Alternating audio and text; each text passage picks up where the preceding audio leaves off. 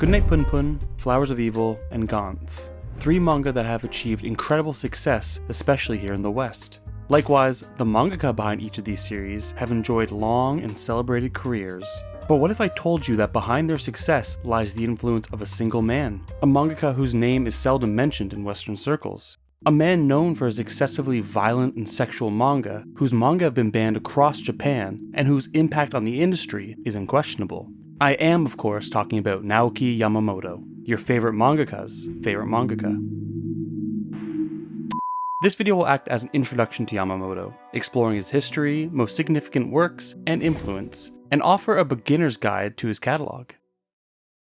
3 aspects of Yamamoto's early life played a key role in his career. The first involves his rural upbringing. Born February 1st, 1960, in Fukushima, Hokkaido, a town of about 4,000 people, this rural background would serve as the setting for many of Yamamoto's stories. More importantly, issues around what sociologist Hisashi Fuji calls an existence lived in the regions underpin much of his work. This is particularly evident in how his characters, who often harbor these excessive feelings, navigate their lives within isolated settings. The second aspect involves his family's background as educators. In rural areas like Fukushima, where children often inherit family businesses and continue local trades, Yamamoto's family emphasized the importance of education. This led him to attend university, where his drive to create manga would begin. The third aspect involves his exposure to Weekly Shonen Jump.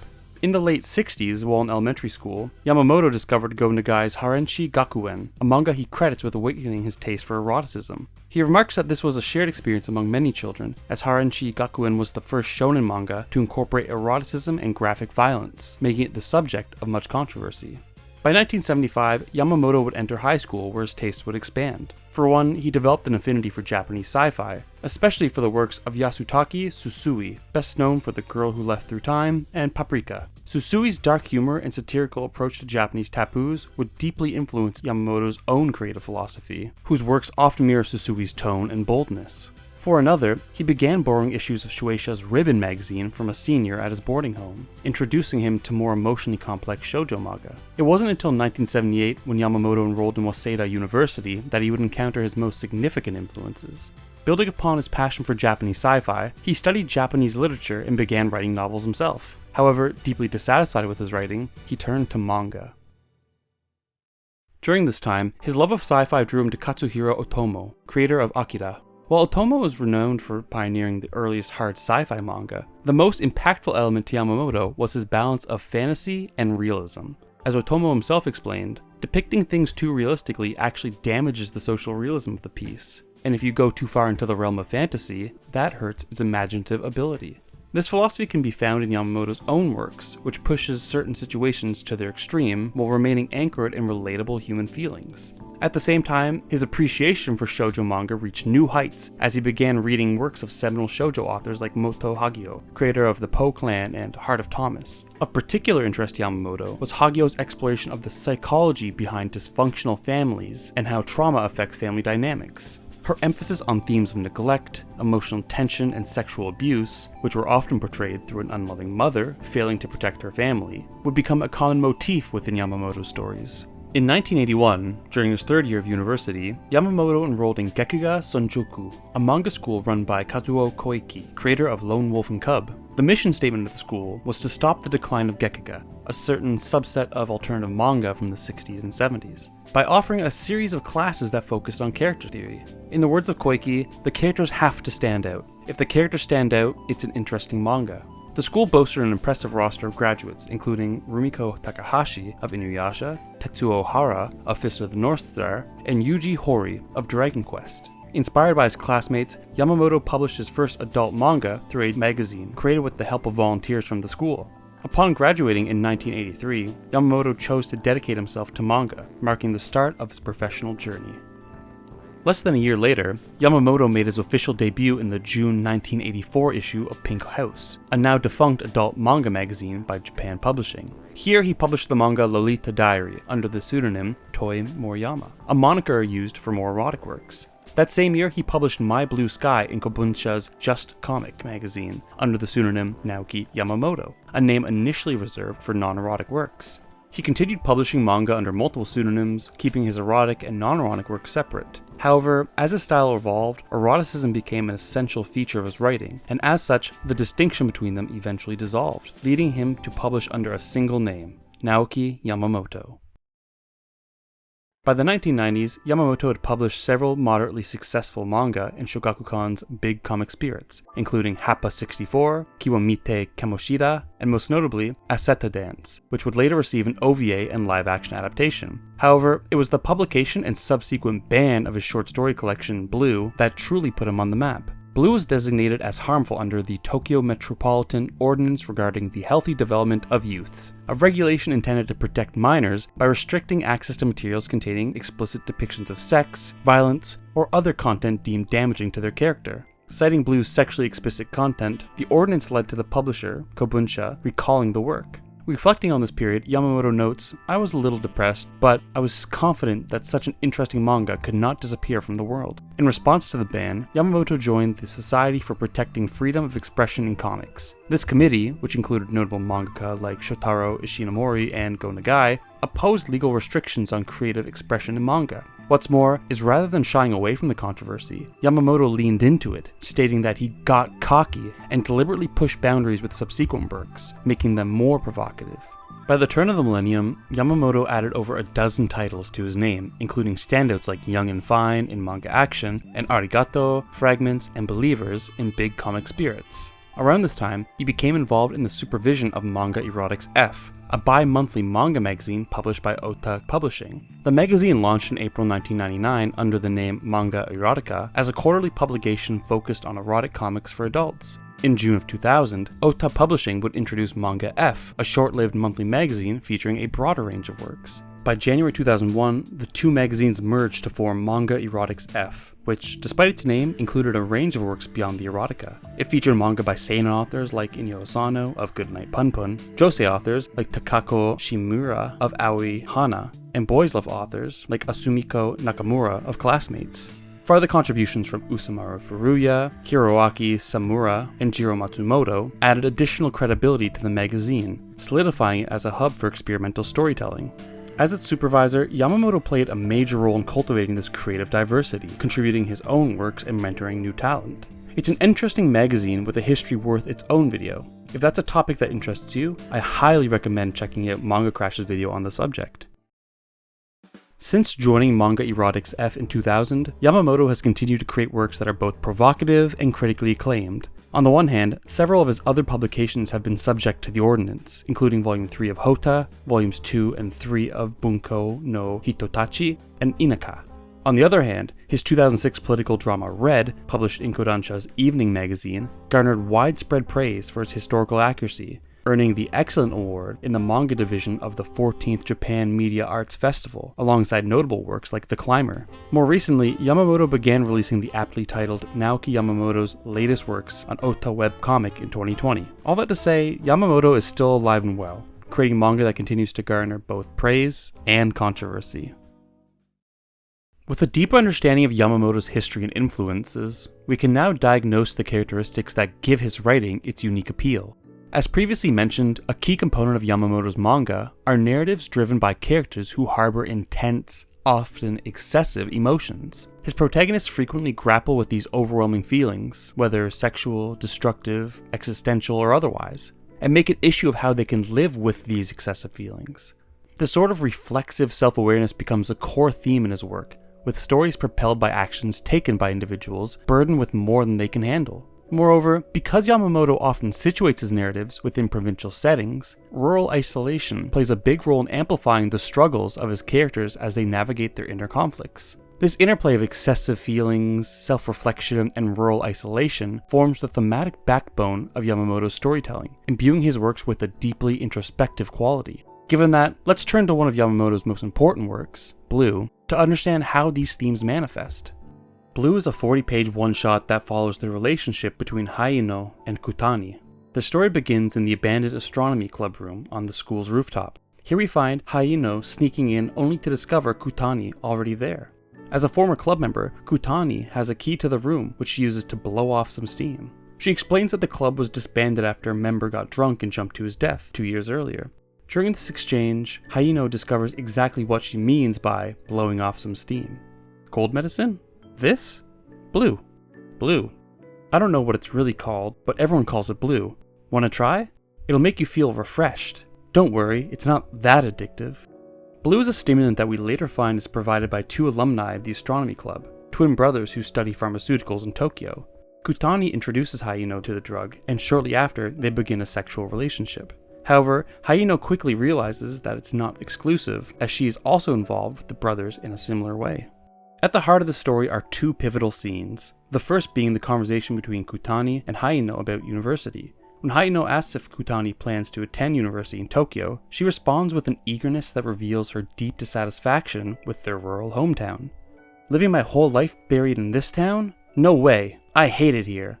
Feels like I'm stuck in lukewarm water, surrounded by people pretending to be saints. Her words express a palpable frustration with the constraints of her environment and the perceived pretentiousness of those around her. For Kutani, leaving for Tokyo represents an escape from the hypocrisy of small-town life and a chance to redefine herself. She then turns the question back to Hayano, asking, "Aren't you planning on going to university?" What's crucial here is the phrasing. "Aren't you" suggests a shared understanding between the speaker and listener. Kutani is signaling her presumption that Hayano shares her view of university as the next logical step.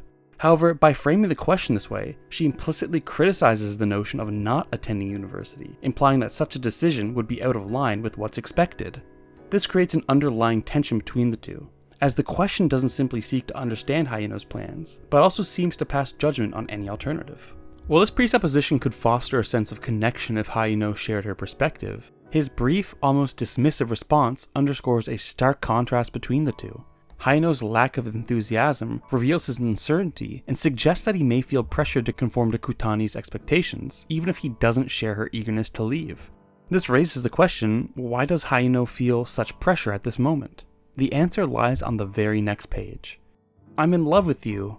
Thus far, their interactions have highlighted a fundamental disconnect in their views of rural living. Kutani is confident in her belief that their town is suffocating and must be escaped, while Hayano is much less certain and perhaps even willing to stay. Recognizing that this difference will inevitably drive them apart, Hayano confesses his love in an attempt to convince her that there is something in the town worth staying for. However, their disconnect surfaces yet again when Kutani brushes off his confession, interpreting it as a joke and responding, "Are we doing it again? I'm ready and standing by." This scene is paradigmatic of Yamamoto's character writing. Characters burdened by excessive feelings are forced to confront the reality of their circumstances. Hayano's confession of love illustrates his overwhelming need for immediate connection, which clashes with Kutani's disdain for their small town and desire to escape. While Hayano longs for intimacy and permanence, Kutani channels her frustration into rebellion and indulgence, making their interactions feel disjointed.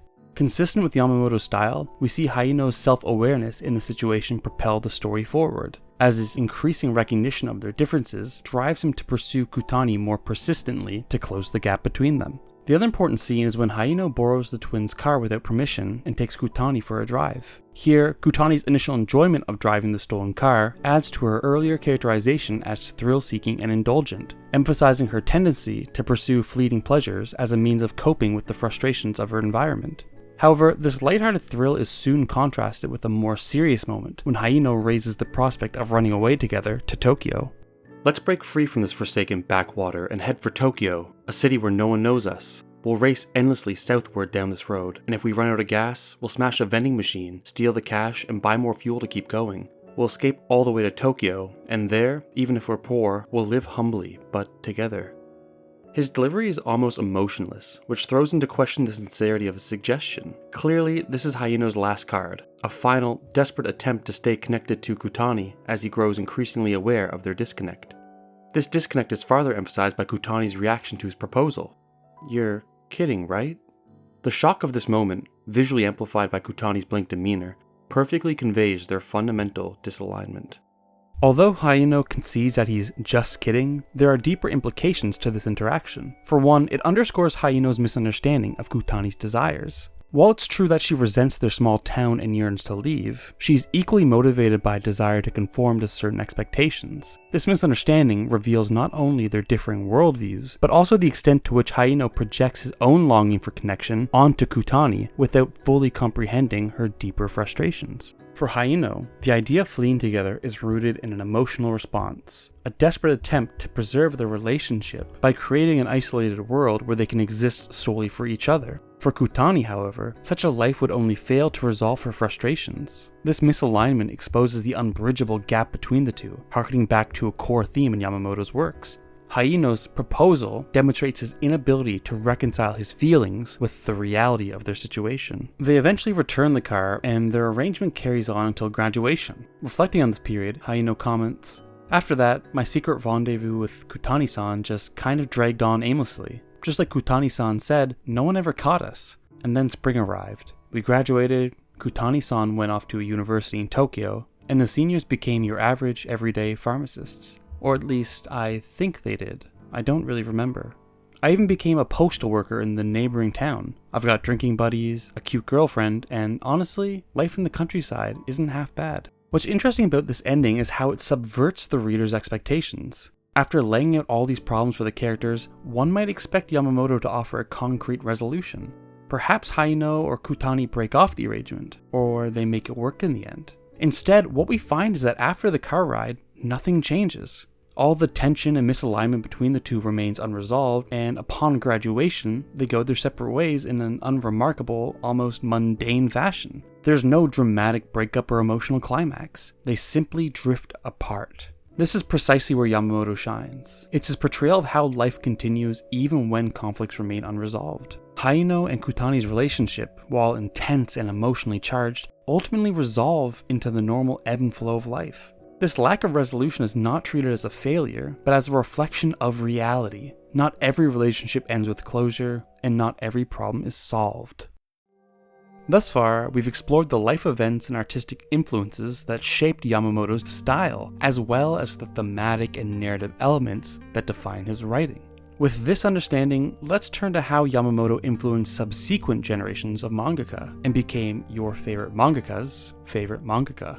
The first example is Hiroya Oku, creator of Gantz, who worked as Yamamoto's assistant from 1986 to 1989 on Happa 64 and Kiwamite Kamoshida. During this period, Yamamoto profoundly shaped Oku's narrative and artistic direction. While Oku initially aspired to create gekkaka like Katsuhiro Otomo and Ryoichi Ikegami, his time with Yamamoto steered him towards what Yamamoto calls a subcultural approach. Yamamoto's technical innovation also left a lasting mark on Oku. As an early adopter of digital art, Yamamoto used Macintosh animation and the now discontinued Aldus Superpaint for the entire drawing process. This innovative approach inspired Oku to embrace digital techniques in his own work. Reflecting on Yamamoto's influence, Oku remarked, "I started using a computer because I thought, as long as I can get the lines in the end, anything is fine." This mindset led Oku to develop the bold digital techniques that have since become hallmarks of his work, blending cutting-edge visuals with provocative storytelling. Next is Inyo Asano, creator of Goodnight Punpun, who credits Yamamoto as a pivotal figure in his early career. Asano's first major breakthrough came under unique circumstances. In an interview, Asano recalled, "When I was 17, I drew about 20 pages worth of short gag pieces and brought them into big comic spirits. The editor I was seeing was Naoki Yamamoto's editor, and it just so happened that at the time, Yamamoto's one-shot Fine Girl came out to be shorter than originally planned, so they ran my manga to fill the gap." This unexpected opportunity not only launched Asano's career, but also positioned him alongside some of manga's most predominant figures, including Yamamoto, who publicly praised his work. Beyond providing Asano's first major opportunity, Yamamoto's influence extended into Asano's artistic sensibilities. From 2003 to 2013, Yamamoto's works were staples in Asano's personal collection, explicitly citing him as a favorite. This admiration is evident in Asano's deeply introspective, emotionally charged narratives. His release of A Girl on the Shore in Manga Erotics F further exemplifies their thematic alignment. Like Yamamoto's works, A Girl on the Shore unabashedly explores youthful disconnection, sexual intimacy, and emotional turbulence. As we can see then, Yamamoto's mentorship, both direct and indirect, not only opened doors for Asano, but left an enduring mark on his approach to manga. Finally, Shuzo Oshimi, creator of Flowers of Evil, also counts Yamamoto amongst his most significant influences. In an interview, Oshimi discusses Yamamoto's Fragments, a series of short stories that blend eroticism with character-driven narratives. Here, he discusses the short story The Last Days of the World, claiming, "It was the first manga written by someone of my generation that really hit me." In this story, a boy descends into a spiral of violence and despair after being told the world is ending, a narrative that mirrored Oshimi's own sense of hopelessness at the time. This deep, personal connection with Yamamoto's works would influence his broader approach to storytelling. As we can see, the way Oshimi employs themes of self-consciousness and internal conflict can be traced back to Yamamoto's introspective storytelling, with Oshimi himself claiming, "The history of works that depict self-consciousness is a continuous one in both novels and manga, and I think Naoki Yamamoto is part of that trend. I started drawing manga with the idea that I could be attached to the end of that continuum." Through works like Welcome Back Alice, which explore the pain of self-consciousness through gender identity, Oshimi extends Yamamoto's legacy while infusing it with his own personal sensibilities. Now that we've gained an appreciation for Yamamoto's works, you might be wondering, where do I start? Thankfully, I've put together a beginner's guide to help you approach this catalog. There were, however, two difficulties in putting this guide together, namely the availability and nature of his work.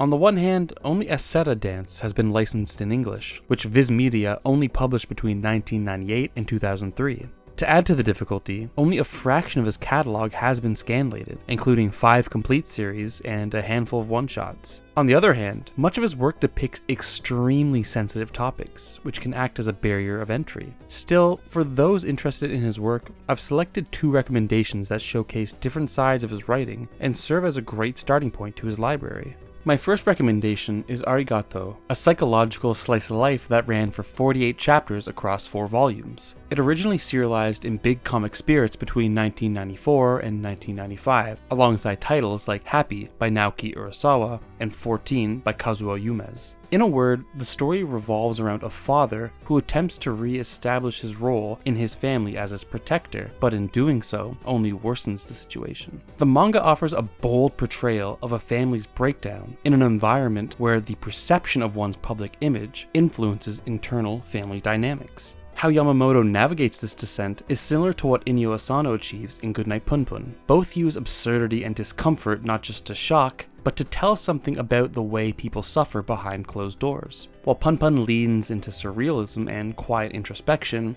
Arigato opts for grotesque realism and a more explicit social commentary. Despite these stylistic differences, both arrive at the same emotional core: the silent suffering of individuals, the slow decay of relationships, and the way personal tragedies are buried beneath layers of performativity. If you liked Goodnight Punpun, there's a good chance you'll appreciate Arigato, but be warned, it's incredibly graphic in its depictions of sex, violence, drug use, and sexual assault. It's a heavy read, but a powerful one. For my second recommendation, I've called upon a good friend of the channel. Take it away, Manga Crash. Aseta Dance is one of Naoki Yamamoto's earliest works. It's from 1989, and it's one of his longest with a total of 7 volumes, and it's also one of his most normal ones. I think it's the perfect title to get into if you want the experience of Naoki Yamamoto's erotic style without having to dip your toes into his darker or more experimental or lolly kind of stuff. This one avoids all of that. It is, again, a normal rom-com. It's about this guy, Suekishi, who gets an inheritance from his dead grandpa that is a lot of money, and the naked woman that he finds in his house the day after. The initial plot is about who this girl is, but the overall story is very much just about the relationship between these two. And what I can say about Aseta Dance that I don't think I can say about any of Naoki Yamamoto's other manga is that this one is fun. It is just as fun as an 80s, 90s rom-com tends to be, if you like that kind of style. And if you like Naoki Yamamoto, it's interesting to go back and see him tackle these more normal kinds of manga. To me, Aseta Dance feels like if someone vaguely described My Sonikoku to Naoki Yamamoto and asked him if he could make that, and he said, okay, but how much sex does it have? Despite his relative obscurity here in the West, Yamamoto's influence runs deep in the works of some of today's most celebrated mangaka. His unique blend of eroticism and introspective, character-driven storytelling laid the foundation for the likes of Asano, Oshimi, and Oku. Though his name may not be widely recognized, his impact on the medium is undeniable, and that's why he's your favorite mangaka's favorite mangaka.